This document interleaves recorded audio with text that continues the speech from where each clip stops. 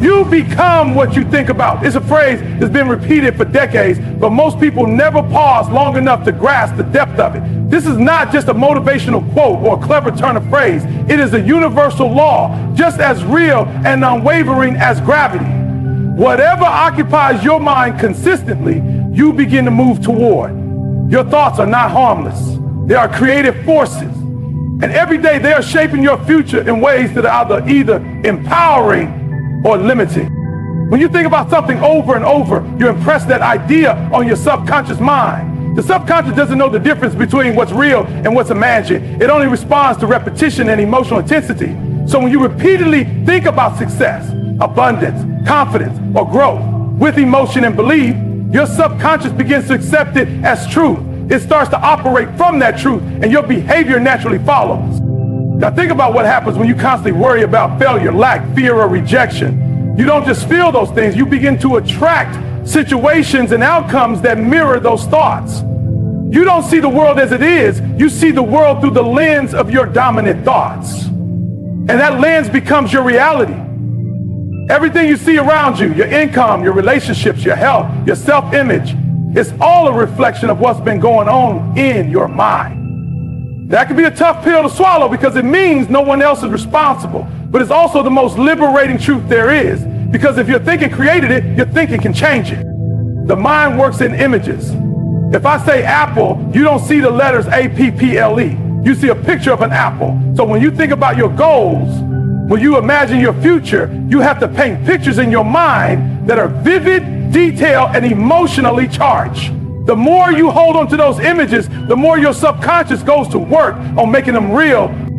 But here's the challenge. Most people never take control of the images in their mind. They let the world do it for them. They wake up and immediately scroll through social media, news headlines, or emails, allowing outside sources to dictate their mental state for the day. They focus on what's missing, what's wrong, and what's broken, and they wonder why nothing changes. You have to become intentional. You have to guard your mind like it's sacred, because it is. It's the most powerful tool you will ever possess. Doesn't matter where you come from, what you've been through, or what your current circumstances look like. If you can begin to control your thoughts, you can begin to shape your life. And let me be clear, this is not about positive thinking for the sake of feeling good. This is about alignment. You're aligning your inner world with the outcome you want. You're tuning your mental frequency to match the reality you're trying to create. Just like a radio, your mind has to be on the right station if you want to hear the music. Every day, be either reinforcing a thought that lifts you or one that limits you. There's no neutral. That's why you need to listen to something powerful, something intentional every single day, because repetition is the mother of all learning, and your mind is always learning. The moment you wake up, your mind is in a highly suggestible state. Your brain waves are moving from theta to alpha, which is when the subconscious is most open to suggestion. This is when you plant the seeds. You wake up and think about how tired you are, how much you don't want to go to work, how stressed you are about money. No. You start your day by declaring who you are and where you impress the image of the person you're becoming so deeply into your mind that nothing in the external world can shake it loose. This is about faking it. This is about creating it. Thought is the first stage of creation. Before anything ever shows up in the physical world, it starts as an idea. The car you drive, the clothes you wear, the home you live in, they all begin as thoughts in someone's mind. So why should your dream be any different? But you can't just think about something once and expect it to appear. That's not how this works. It has to be a sustained, focused, deliberate thought, reinforced by belief, backed by feeling, and repeated with conviction. That's how new neural pathways form. That's how you condition yourself to take the right actions. That's how you move from wishing to knowing. Your mind is either your greatest servant or your most destructive master, and that all depends on what you're feeding it. You wouldn't feed your body junk food every day and expect it to perform well. So why do that to your mind? Why allow fear, doubt, and negativity to run on a loop in your head like a broken record? You need to flip the script. You need to start feeding your mind with thoughts of power, of purpose, of prosperity. And not once a week, every single day, you become what you think about. So what are you thinking about? Success is not by chance, it's by law. There is no randomness in real achievement. Nothing just happens to people who win. There is no lucky break that sustains wealth, confidence, or fulfillment. Every result is the product of cause and effect, an unbreakable, unshakable law that governs everything in the universe, including your life. When you understand this, you stop gambling with your future and start engineering it. You stop asking if things will work out and start asking how you can align with the laws that make them work out. That's when the shift happens, from hoping and wishing to knowing and expecting. Everything in your life right now, your bank account, your habits, your relationships, your energy levels, it's the effect of causes that were set in motion long ago. And here's the key, those causes begin in your mind. Your thoughts are seeds, your feelings are water, your beliefs are the soil. Over time, they grow into results, not instantly, but inevitably. That's the part most people miss. Because they don't see the immediate payoff, they assume the law isn't working. But the law is always working. It doesn't turn off. It doesn't sleep. It's not waiting for you to believe in it to begin operating. It is already at work, producing outcomes that match the vibration you're in. There's a reason some people seem to effortlessly attract opportunity, wealth, and joy, while others struggle year after year. It's not intelligence. It's not talent. It's not who their parents were or where they went to school. It's vibration. It's alignment. It's the frequency they live on every day. They're not chasing success. They're in harmony with it. They've studied the laws that govern prosperity and trained themselves to stay in sync with them, no matter what's happening around them. That's what separates the top 5% from everyone else. The ones at the top didn't stumble into it. They got there by design, not by default. Let's break it down. The law of vibration states that everything moves, everything is energy, and nothing rests. You're never stuck in life. You're just vibrating at a level that's producing the same results over and over again. If you're unhappy with your finances, your relationships, your progress, it's not because life is unfair, it's because your internal frequency is out of harmony with the result you want. The moment you raise your vibration by elevating your thoughts, emotions, and action, you begin to attract experiences that match that higher frequency. You don't have to chase success. That's the biggest lie we've been told. Chasing implies it's running from you, but it's not. It's already here waiting for you to match it. When you shift your state, when you deliberately align with what you want, the law goes to work. People will call it luck.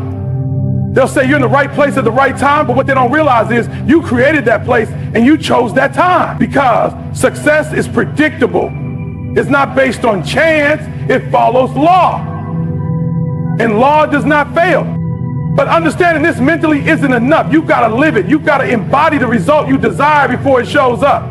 You got to act, think, and feel like the person who already has it. Because that's how you trigger the law to respond to you. You don't become wealthy after you have money. You become wealthy before it. In your thinking, in your posture, in your expectation. The same goes for confidence, peace, influence, anything. You don't wait for circumstances to give you permission. You claim it first. The universe responds to bold declarations backed by beliefs. This is why people who study the law of vibration seem calm even when everything looks uncertain, because they know appearances lie. They don't panic when results haven't shown up yet because they understand the law. They trust the process. They hold the image. They maintain the feeling, and they persist until the result appears because it has to appear, not because they're lucky, because they're lawful. Every action you take sends out a signal. Every thought you think either pulls you into harmony with your goals or pushes you further away. There is no middle ground. That's why conscious creation matters. That's why what you listen to, what you read, who you spend time with, how you speak, and what you believe are not small decisions. They're everything. They either reinforce your alignment with success or they reinforce your alignment with stagnation. You don't attract what you want. You attract what you are in resonance with. So many people are busy working harder, pushing more, grinding longer, yet their inner state contradicts everything they're trying to achieve. They want freedom, but they live in fear. They want abundance, but they vibrate lack. The universe doesn't respond to what you want. It responds to what you are. And what you are is a direct reflection of your dominant vibration, which is governed by your thoughts, feelings, and beliefs. So the real work isn't in chasing the result. The real work is in changing the vibration. When you do that, the result can't not come. It must come because it's law. Discipline is the bridge between ideas and reality. It's a silent force that stands between your dream life and your current one. You can have the best ideas in the world, ideas that could change your life, shift your income, transform your relationships. But without discipline, they stay stuck in your head.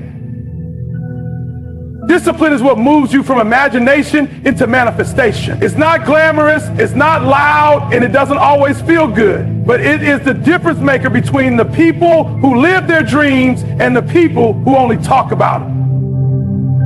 And the people who hear talk about them. Every time you make a decision to act in alignment with your goals, especially when you don't feel like it, you are reinforcing the identity of someone who gets things done. And identity is everything. It's not your goals that determine your future. It's your habits. And discipline is the root of all habits. People look at successful individuals and assume they must be incredibly motivated.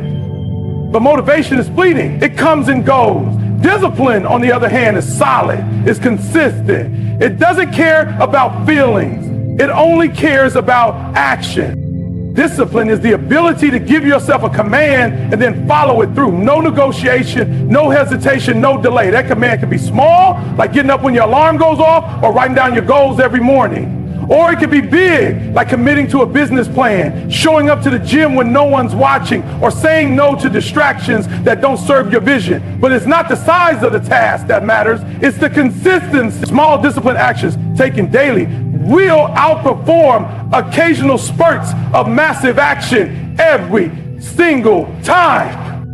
Most people are addicted to convenience. They chase comfort, ease, and instant gratification. But comfort is the enemy of growth.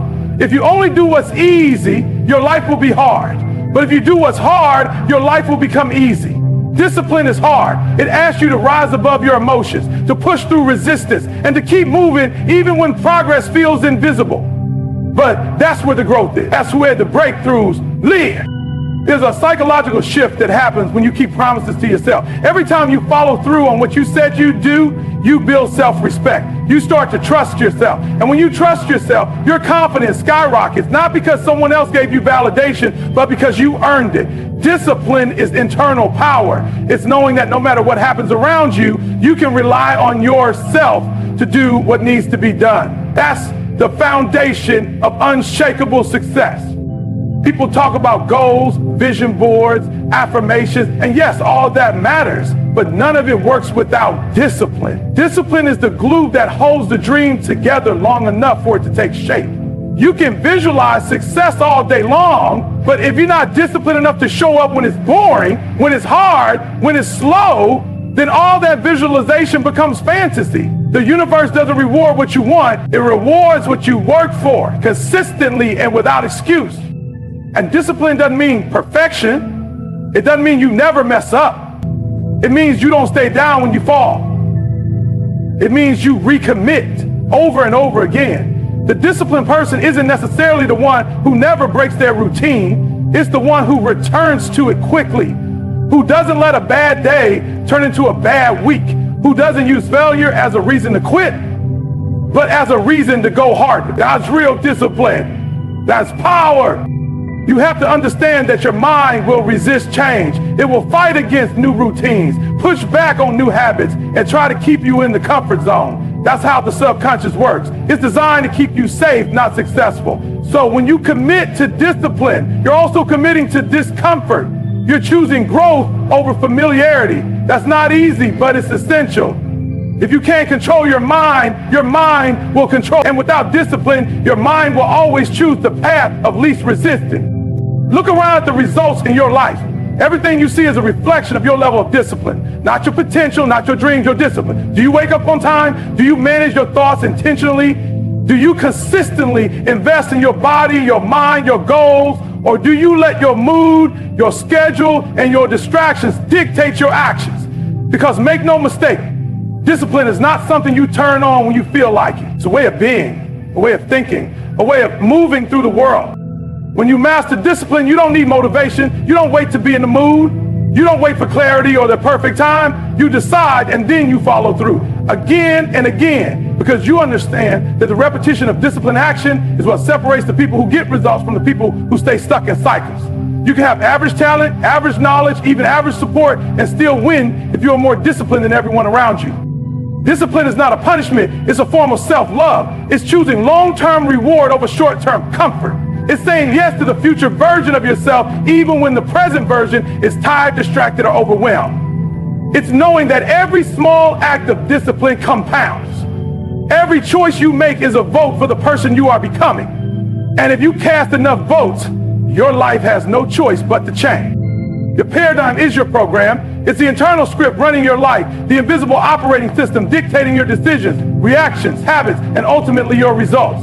You can want change, you can even try to force change, but unless you shift the paradigm that's controlling your behavior, you'll keep going in circles. The paradigm is so powerful because it operates below conscious awareness. You're not thinking about it, you're not choosing it moment to moment. You're living it. By default, it's not just how you think, it's how you see. It's the lens through which you interpret everything that happens to you, and you rarely even realize it's there. The paradigm is a collection of beliefs, habits, and conditioned patterns that were likely formed before you were even old enough to question them. Your environment, your upbringing, the things you were told about money, success, worth, and possibility, all of that became part of your internal program. And here's the catch. It doesn't matter whether those beliefs are true. If you accepted them, they're operating in your system. So if your paradigm says money is hard to earn, or people like me never get ahead, or I'm not good enough, then you will unconsciously act in ways that reinforce those beliefs. You'll self-sabotage. You'll miss opportunities. You'll shrink in the face of growth. And you won't even know why. This is why willpower alone isn't enough. People try to create change from the surface level. They set goals, they write to-do lists, they get motivated for a week or two, but the moment stress hits or life gets busy, they snap right back into their old pattern. Why? Because they're fighting against their paradigm instead of replacing it. It's like trying to upgrade your phone software by painting the screen a different color. The real program and the code that makes everything run is still underneath. You don't get new results by pushing harder. You get new results by installing a new program. This is why people keep repeating the same patterns in different circumstances.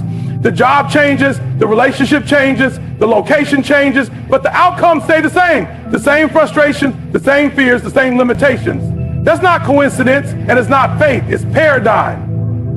Until you become aware of the program you're running, you're a prisoner to it. Doesn't matter how big your goals are, if your paradigm says those goals are impossible, you will sabotage yourself without even realizing, because your behavior will always revert to what feels familiar. The key to breaking the paradigm is awareness and repetition. You have to first become aware of the beliefs you've been carrying that no longer serve you. That takes reflection, honesty, a willingness to question what you've been taught and what you've always assumed to be true. And then once you've identified the limiting beliefs, you have to begin the work of replacing them. Consciously, deliberately, and repeatedly. You do this by feeding your mind with new ideas, new images, new affirmations that reflect the life you actually want to create. You don't change a paradigm with a single insight. You change it with constant, intentional repetition of new thoughts and behaviors. You visualize, you affirm, you act in alignment with the new belief, even before it feels real. And yes, it will feel uncomfortable at first because you're moving out of the familiar, and the subconscious doesn't like unfamiliar. But that discomfort is a sign you're breaking the pattern. It means you're doing the work. Most people stop there. They interpret discomfort as failure, but in truth, it's growth. When you understand this, you take full responsibility for your life. Not blame, but responsibility. You stop looking at external circumstances as the reason why things aren't working and start looking within. And that shift gives you power. Because if your results are a product of your paradigm and your paradigm is programmable, then you are never stuck. You are never trapped. You just need to reprogram the system. And here's the part most people underestimate. It's not just about changing your thoughts. It's about changing your feelings. The paradigm isn't held together by logic. It's held together by emotion. So when you're installing a new belief, like I am worthy, or abundance flows to me, or I always follow through, you can't just say it flatly. You have to feel it. You have to charge it with energy, with emotion, with repetition so strong that it starts to become your new default setting. That's when the paradigm begins to shift. You can spot a person's paradigm by watching their behavior, listening to the language they use, and observing the results they create. It's not hidden, it's just automatic. Someone who says, I'll never be good with money, has already revealed their paradigm. Someone who always procrastinates, even though they claim to want success, is showing you their program in action. It's not a mystery. The results never lie. But the beautiful truth is, if a paradigm is created, it can be changed. It's not permanent. It's not a life sentence. You are not your programming. You are the programming. And once you take control of that role, there is nothing you cannot shift. It begins with a decision followed by deliberate repetition backed by belief. You don't have to know all the steps. You just have to commit to reconditioning your mind day by day, moment by moment, thought by thought. That's how new paradigms are formed. That's how transformation becomes inevitable. Gratitude is not just a good feeling. It's a magnetic force. It's not just a polite habit of saying thank you or appreciating the good when things are easy. Gratitude is a state of awareness, a frequency you can tune into that has the power to completely reshape your reality. When you live from a place of gratitude, you are in alignment with abundance. You're no longer focusing on what's missing. You're locked into what's already working. And what you focus on expands. So when you focus on what you're thankful for, life starts to give you more to be thankful for. That's not spiritual fluff. That's the law of attraction in motion, powered by awareness and emotional energy. Most people live from a place of dissatisfaction. They wake up and immediately focus on what's wrong. The bills that need paying, the problems that need fixing, the goals that haven't yet been achieved. And they carry that energy throughout the day. They may say they want growth, happiness, or success, but they're vibrating in lack. They're living in resistance, and they don't even know they're doing it. They think they're being realistic or honest about their situation, but what they're really doing is reinforcing limitation. They're rehearsing lack every single day. And then they wonder why nothing's changing. Gratitude disrupts that pattern. It's the great equalizer. It takes your attention off of what's broken and puts it on what's working. And here's the magic in that. Once you start looking for the good, you find it everywhere. Not because it suddenly appeared, but because you changed the lens. Gratitude is a shift in perception. And when your perception changes, your entire experience changes. You don't need to wait for the dream car or the $1 million bank account to start feeling grateful. You start now with breath in your lungs, with a roof over your head, with any moment of peace or laughter or connection that shows up in your day. Because when you're truly grateful, you stop postponing your joy. That's the trap too many people fall into. They make their happiness conditional. I'll be grateful when I get the promotion, when I lose the weight, when I find the perfect partner, when the business takes off. They're always placing joy in the future, always chasing the next thing. But the truth is, if you can't be grateful now, you won't be grateful then. Because gratitude isn't about the thing, it's about the mindset. And if your mind is always scanning for what's missing, no amount of success will feel like enough. You'll just keep moving the finish line. When you make gratitude a daily practice, you're not just creating a feel-good moment, you're rewiring your brain. Neurologically, gratitude strengthens the neural pathways associated with positivity, focus, and emotional regulation. It trains your mind to look for opportunities instead of obstacles, for lessons instead of losses. And that doesn't just make you feel better, it makes you more effective. You make better decisions, you build stronger relationships, and you show up with a presence that people can feel. Gratitude makes you magnetic. People are drawn to energy that uplifts, to presence that uplifts. And gratitude is the root of that presence. But real gratitude goes deeper than writing a few things down in a journal and calling it a day. It's not a checklist. It's a state of being. It's waking up and choosing to feel appreciation before you see the result. That's where the power is. Can you be grateful for the goal before it manifests? Can you thank the universe for the opportunity before it shows up? Can you feel abundance in your body before the numbers hit your bank account? If you can, then you're not just thinking about gratitude, you're embodying it. And when you embody it, you attract more of it. Because life doesn't respond to what you want, it responds to who you are. And when you are in a state of gratitude, you are in the vibration of receiving. You are telling life, I already have, I already am, I'm already blessed. And life echoes that energy right back to you. That's why grateful people always seem to have more to be grateful for. It's not coincidence, it's not luck, it's alignment. And this matters most when things aren't going well. Anyone can be thankful when things are smooth.